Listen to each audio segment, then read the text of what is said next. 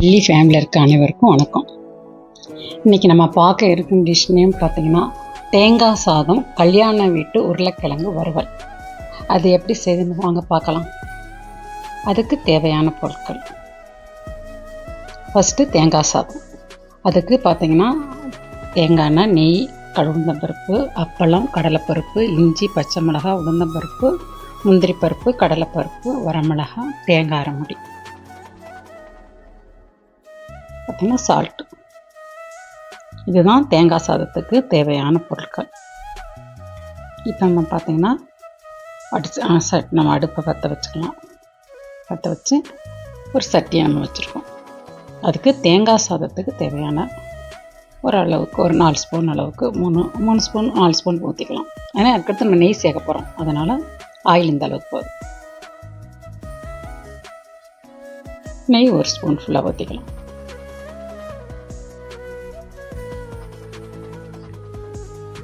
காயட்டும். சரியாக ஆயில் காஞ்சோன்னா கடலைப்பருப்பு ஒரு 1/2 ஸ்பூன், ஜீரகம் கொஞ்சம் பாருங்கள், அந்த அளவுக்கு போதும். இது உளுந்தம்பருப்பு.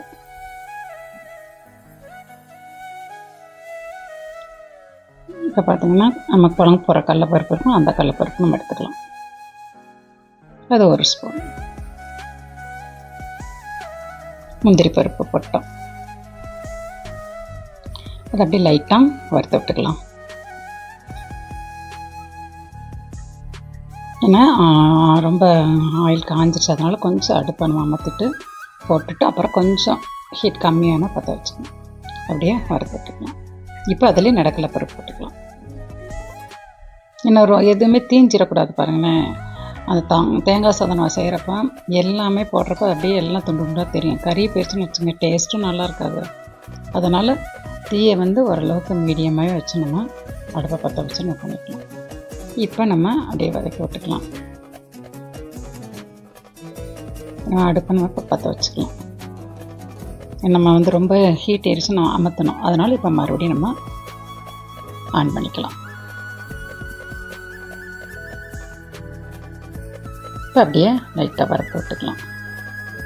ஏன்னா எதுவுமே ஒரு பொன்னிறமாக வர்ற வரைக்கும் தான் நம்ம வறுக்கணும். ரொம்ப கலர் சேஞ்ச் ஆகிடக்கூடாது, அந்தளவுக்கு விட்டுறக்கூடாது. அப்படியே பாருங்கள். இது அதுக்கடுத்து கருவேப்பிலை போட்டுக்கலாம். கருவேப்பிலையும் இனி பார்த்திங்கன்னா நம்ம பச்சை மிளகா எடுத்து வச்சுருந்து பாருங்கள், 2 பச்சை மிளகா. அதை அப்படியே இஞ்சியோடு தட்டணும், மிக்சியில் போடக்கூடாது. இடிகள் இருக்கு பாருங்களா, அதில் 1 2 தட்டணும். தட்டி அப்படியே போட்டுக்கலாம். பாருங்களா, மிதமான சூட்டில் இருக்கணும், நல்லா பொரியணும், அதே நேரத்தில் தீஞ்சிடக்கூடாது. கருவேப்பிலை போட்டுக்கிட்டோம். அப்படியே லைட் அப்படியே வறுத்துட்டு கொஞ்சம் ரோஸ்ட்டு பக்குவத்துக்கு வந்தோன்னா நம்ம அமர்த்திக்கலாம். பாருங்கள், தீ ரொம்ப கம்மியாகவே இருக்கணும். இப்போ நம்ம தேங்காய் அரைமுடி திருவி வச்சுருந்தோம் பாருங்களேன். கொஞ்சம் உப்பு ஃபஸ்ட்டு போட்டுக்கலாம். கொஞ்சம் நம்ம இதெல்லாம் போட்டிருக்க பாருங்களேன், அதுக்கு உப்பு வேணும். இது ஓரளவுக்கு பொரிஞ்சோன்னா பாருங்களேன், கொஞ்சம் லைட்டாக சிவக்கணும், கலர் சேஞ்ச் ஆகுது பாருங்கள். இப்போ நம்ம அரைமுடி தேங்காய் துருவல் அப்படியே அதோட தூவி அதையும் நல்லா வதக்கலாம். ரொம்ப வதக்கக்கூடாது, கொஞ்சம் லைட்டாக ரோஸ்ட் ஆனால் போதும். அடுப்பை அமர்த்திக்கலாம். ஏன்னா தேங்காய் ரொம்ப இதாகக்கூடாது, அந்த ஹீட்டே போதும். சட்டியில் இருக்க அந்த ஹீட்லேயே நம்ம அப்படியே வறுத்துக்கலாம். இப்போ நம்ம சாதம் நம்ம வடித்து ஆற வச்சுருக்கணும். நீங்கள் குக்கரில் வச்சாலும் சரி, வடித்த சாதமாக இருந்தாலும் சரி. பார்த்திங்கன்னா அதில் நீங்கள் உப்பு போட்டிருந்தீங்கன்னா இப்போ நம்ம சாதம் போட்டு உப்பு தேவையில்லை. உப்பு போடாட்டினா நம்ம சாதம் போட்டோன்னா கொஞ்சம் உப்பு போட்டுக்கணும். இந்த பாருங்கள், நல்லா ஆற விட்டோன்னு தான் அப்படியே பொலுன்னு உதிரியாக இருக்கும் சாதம். ஏன்னா மெயின் தேங்காய் சாதத்துக்கு சாதம் உதிரியாக இருக்கணும் தனித்தனியாக. அப்போ தான் உங்களுக்கு அந்த எல்லாம் நம்ம போட்டிருக்கலாம் எல்லாம் ஒன்று சேர்ந்து சாப்பிட்றப்ப துண்டு துண்டாக தெரியும். அந்த நம்ம வடிக்கிற பக்குவமாக குக்கரில் வைக்கிற பக்குவம் மட்டும் கரெக்டாக. குக்கரில் நீங்கள் வச்சிங்கன்னா ஒரு விசில் போதும். அப்படியே நல்லா தள்ளி விட்டுக்கலாம். இதில் நான் வந்து உப்பு சேர்க்காதனால கொஞ்சம் எடுத்துக்கலாம், சால்ட் போட்டுக்கலாம். அப்படியே கிண்டி விட்டுக்கலாம். கொஞ்சம் சால்ட்டு போட்டுக்கலாம். கொஞ்சம் போட்ட சாதத்து அளவுக்கு மட்டும் சால்ட்டு. அப்படியே கிளறி விட்டுக்கலாம். நல்லா கிளறி விடணும். ஏன்னா கீழே பார்த்தீங்கன்னா முந்திரி பருப்பு, கடலை பருப்பு, நம்ம இஞ்சி, பச்சை மிளகாய் தட்டி எல்லாமே கீழே இருப்பாங்க, வரமிளகா, அதை எல்லாம் நம்ம ஒன்று சேர ஈவனாக எல்லா பக்கமும் பரவணும். தேங்காய், மெயின் தேங்காய். அப்போ தான் நம்ம சாதம் சாப்பிட்றப்ப அந்த தேங்காய், நிலக்கடலை பருப்பு, முந்திரி பருப்பு, கடலை பருப்புலாம் அங்கங்கே இருக்கப்போ நம்ம சாப்பிட்றப்ப நல்லாயிருக்கும். அடுப்பை அமர்த்திட்டு தான் செய்கிறோம் மெயின், அதை ஞாபகம் வச்சுக்கோங்க. ஏன்னா நம்ம வந்து தேங்காய் போட்டோடனே அடுப்பை அமர்த்திடணும். பாருங்கள், நல்லா ரெடி ஆகிடுச்சு தேங்காய் சாதம். பாருங்கள், இதில் ஒரு முக்கியமான ஒன்று நம்ம சேர்க்க போகிறோம். நீங்கள் ஆல்ரெடி நாங்கள் உங்கள்கிட்ட காமிச்சதில் நீங்கள் பார்த்துருப்பீங்க. என்னன்னு சொல்லுங்கள் பார்க்கலாம், நினச்சிக்கோங்க. மெயின் என்ன தெரியுமா, இதுக்கு நம்ம செஞ்சுட்டோம் சூப்பராக இப்படியே சாப்பிட்லாம். ஆனால் இதை காட்டில் முக்கியமான ஒன்று சேர்க்க போகிறோம் நம்ம.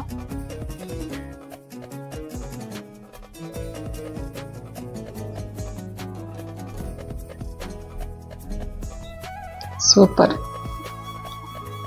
அதுதான் அப்பளம். இந்த அப்பளத்தை அப்படியே நொறுக்கி விட்டுக்கணும்.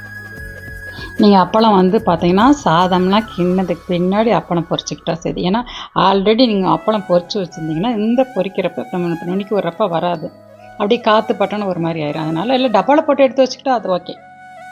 அப்படியே நல்லா கிண்டி விடணும், நல்லா கிளறி விடுங்க. டேஸ்ட்டு பாருங்கள், இந்த அப்பளத்துக்கும் இந்த தேங்காவுக்கும் நிலக்கடலை பருப்பு, முந்திரி பருப்பு, அடடா செம்மையாக இருக்கும். செஞ்சு பாருங்கள் இந்த மாதிரி ஒரு டைம். நல்லா அந்த அப்பளம் நுணுக்கி விட்டுருக்கும் பாருங்கள், அது எல்லா பக்கமும் வர்ற மாதிரி நல்லா கிண்டி விடணும். இது சிம்பிள் தான், ஆனால் டேஸ்ட்டு பக்கா. நம்ம பிள்ளைகளை காலையில் நம்ம டிஃபன் கட்டுறதுல ஈஸியாக இருக்கும். பிள்ளை நல்லா டிஃபன் பாக்ஸை காலி பண்ணிட்டு வந்துடுவாங்க, அந்த அளவுக்கு டேஸ்ட்டாக இருக்கும். பாருங்கள், நல்லா கிண்டி விட்டுட்டோம்.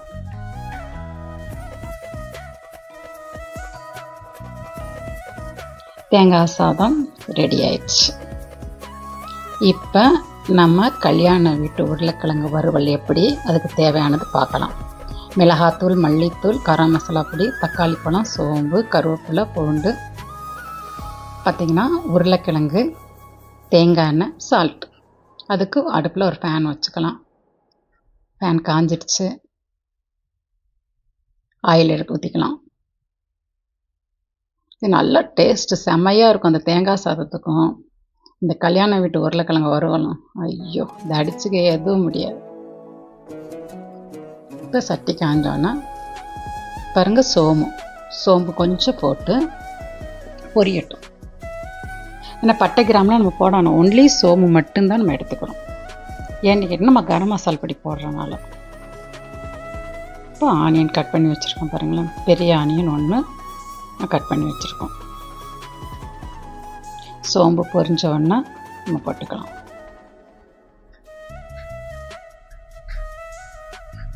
ஏன்னா கொஞ்சம் கலர் சேஞ்ச் ஆகணும், பொரியணும்.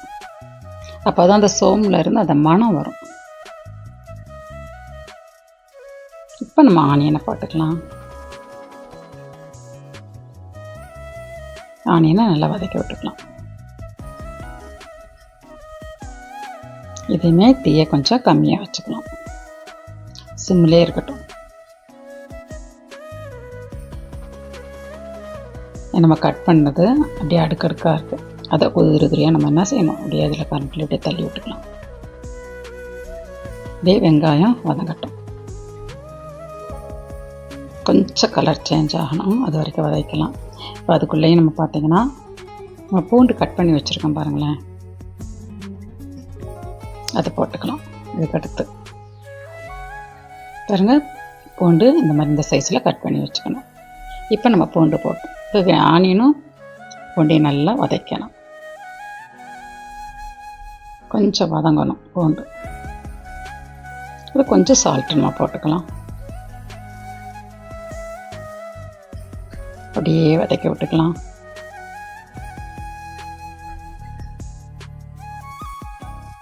வதங்கணும் வேணும்னா அந்த பூண்டு இதுக்கு அடுத்து நல்லா அது வதங்கினதுக்கு பின்னாடி தக்காளி நம்ம போடுறோம். தக்காளி மீடியம் சைஸு 2 பழம். தக்காளி நல்லா வதங்கட்டும். தக்காளி எந்த அளவுக்கு வதங்கி கொடுக்குதோ அந்த அளவுக்கு தான் நம்மளுக்கு அந்த ஜூஸ் வெளியே தக்காளி விடலன்னா அப்படி அப்படியே தக்காளி முழுசாக இருக்கனால அந்த தக்காளிகளுக்கு அந்த ஜூஸ் வராதுன்னா நல்லா வதங்கணும்.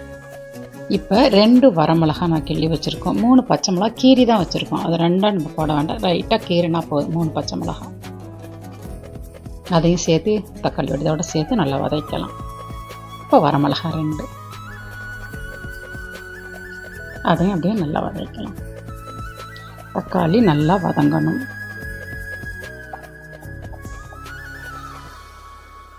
வதங்கட்ட அப்படியே கொஞ்சம் பார்த்திங்கன்னா அதில் கருவேப்பிலை போட்டுக்கலாம்.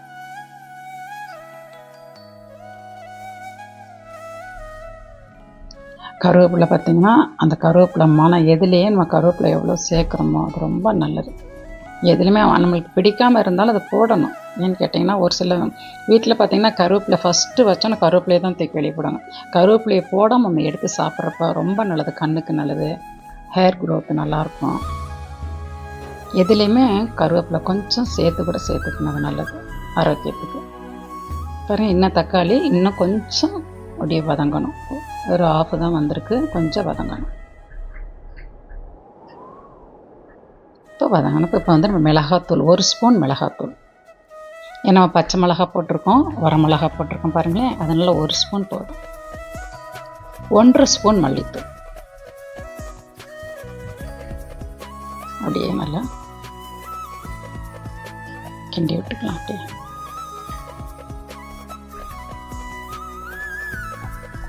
இப்போ பார்த்தீங்கன்னா கரம் மசால் பொடி 1 ஸ்பூன். இதுக்கு இது ஆயிலெலாம் ஊற்ற வேணான்னு கேட்டால் தண்ணி கொஞ்சம் வரன்னு தான் இருக்குது. தண்ணி ஊற்றுறப்ப கரெக்டாக வந்துடும். ஏன்னா அதில் ஆல்ரெடி இருக்க ஆயில் பிரிஞ்சு வந்துடும் ஆட்டோமேட்டிக்காக. அதனால் இப்போ ஆயில் ஊற்ற வேண்டியதில்லை. கொஞ்சம் மஞ்சத்தூள் போட்டுக்கலாம் கலருக்கு. மஞ்சள் தூள் தள்ளி இருக்குது, அதனால தான் போய் எடுக்க போயிருக்கு. ஓகே, இப்போ பார்த்தீங்கன்னா இந்த மஞ்சத்தூள் தான் போட்டிருக்கோம். ஓகே,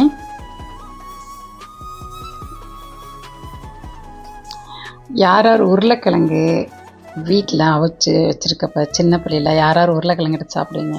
நான்லாம் எடுத்து சாப்பிடுவேன். எங்கள் அம்மா கட் பண்ணி வச்சுருப்பாங்களா, அதை நான் எடுத்து அது கட் பண்ணி வைக்கிறப்ப குழம்புல போகிறதுக்கு பறிக்க முன்னாடியே 2-3 பீஸ் எடுத்துப்போம்.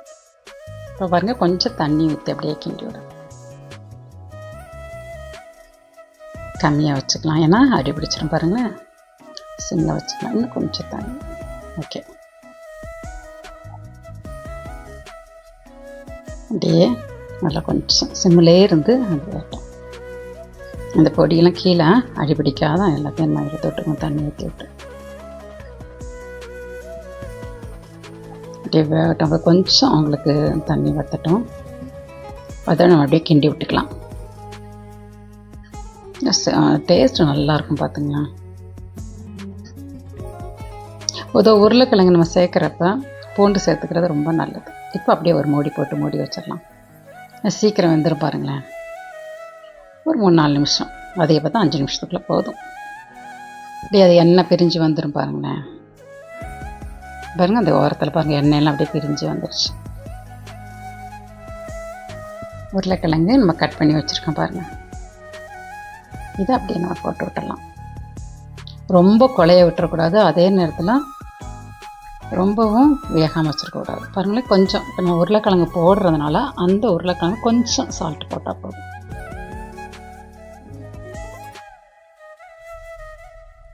இந்த உருளைக்கிழங்கு அதில் அப்படியே போட்டுக்கலாம். பாருங்கள், அப்படியே கிண்டி விடணும். இந்த உருளைக்கிழங்குல எல்லா மசாலும் நல்லா ஒட்டுற மாதிரி நல்லா கிண்டி விட்டுக்கலாம். நல்லாயிருக்கும் பாருங்களேன். பீஸ் வந்து நம்ம பெருசாக இருக்குது, கிண்ட கிண்ட பார்த்தீங்கன்னா அது கொஞ்சம் நல்லா வெந்திருக்கனால அப்படியே குழஞ்சி கொடுக்கும். ரொம்ப குழஞ்சி கொடுக்காதான், கொஞ்சம் ஓரளவுக்கு. பாருங்கள் நல்லா பெரட்டின மாதிரி நல்லா பெரட்டியாச்சு பாருங்கள்.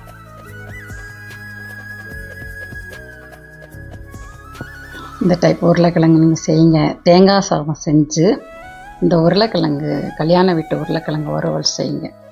செஞ்சு மேட்ச் பண்ணி சாப்பிட்டு பாருங்கள். ஓகே, இப்போ இது மேலே கொத்தமல்லி தழை அப்படியே தூவிட்டு நான் எடுக்கிறது தான். அப்படியே தூவி விட்டுக்கலாம். நல்லா கலர்ஃபுல்லாக இருக்குது, சூப்பராக இருக்கும். டேஸ்ட்டும் அதே மாதிரி இருக்கும்.